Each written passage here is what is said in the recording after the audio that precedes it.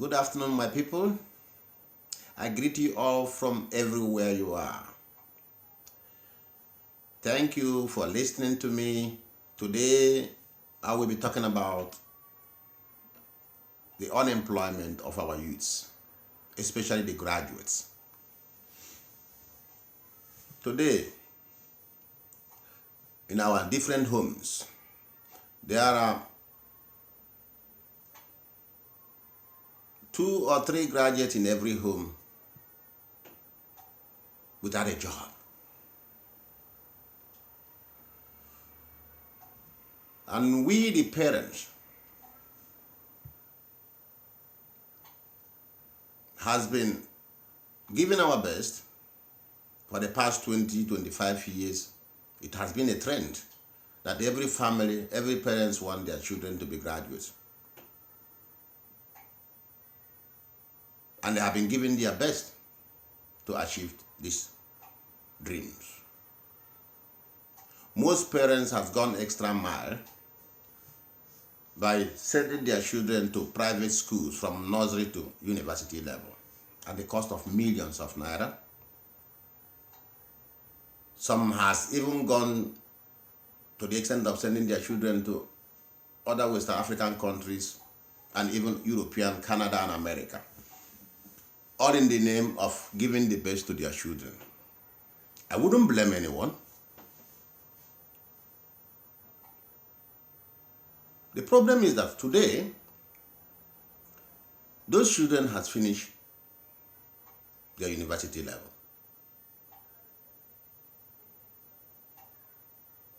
But most of them don't have a job. Especially the young men.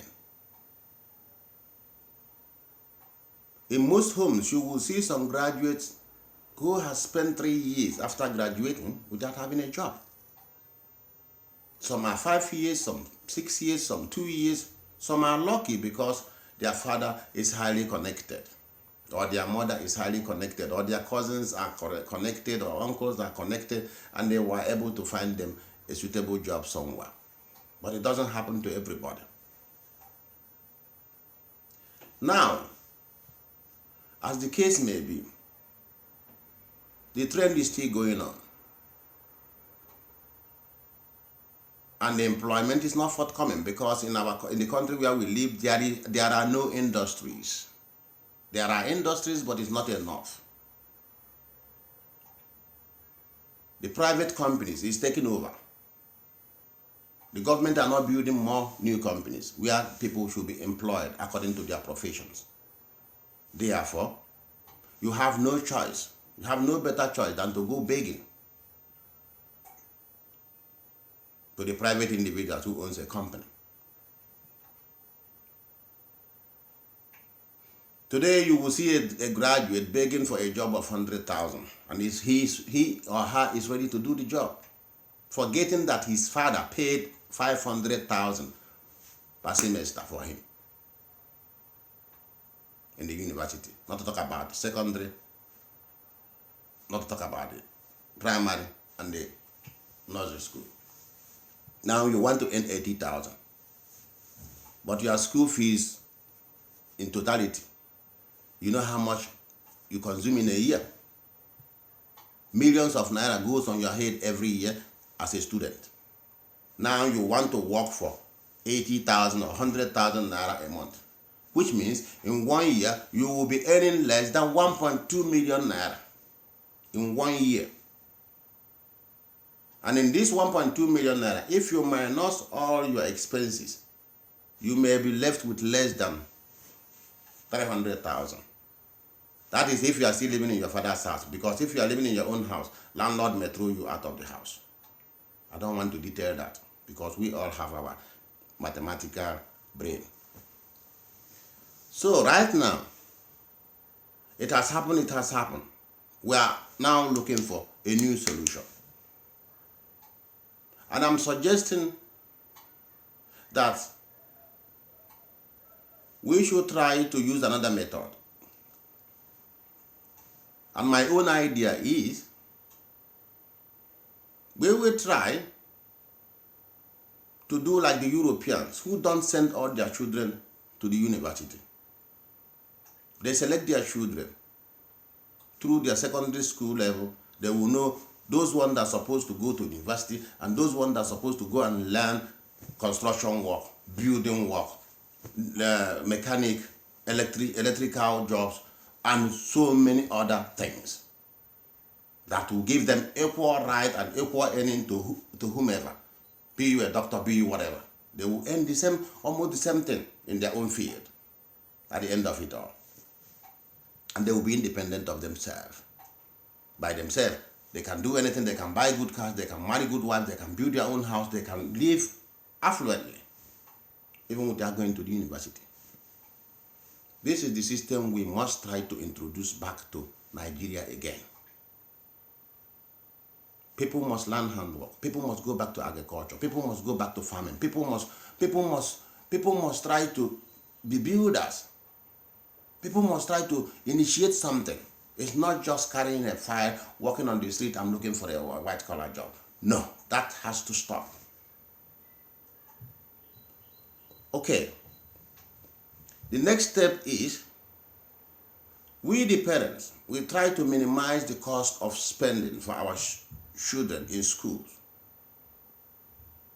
It might be preferable to pay for your child in a public university and public secondary and primary school, and reserve that big money for his employment when he finishes his university level. You can use this money to give him to build him a small-scale industry where he will be employed with his or her sisters and brothers and sisters, whomever.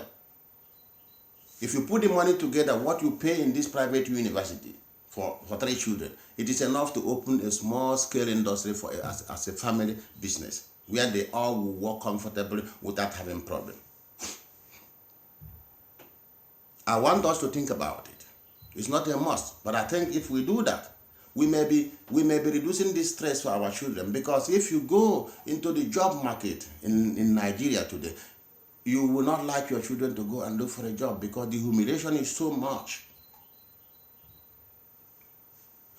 Therefore, my brothers and sisters, I want to advise this to every parent and even to our young ones who call themselves the graduate,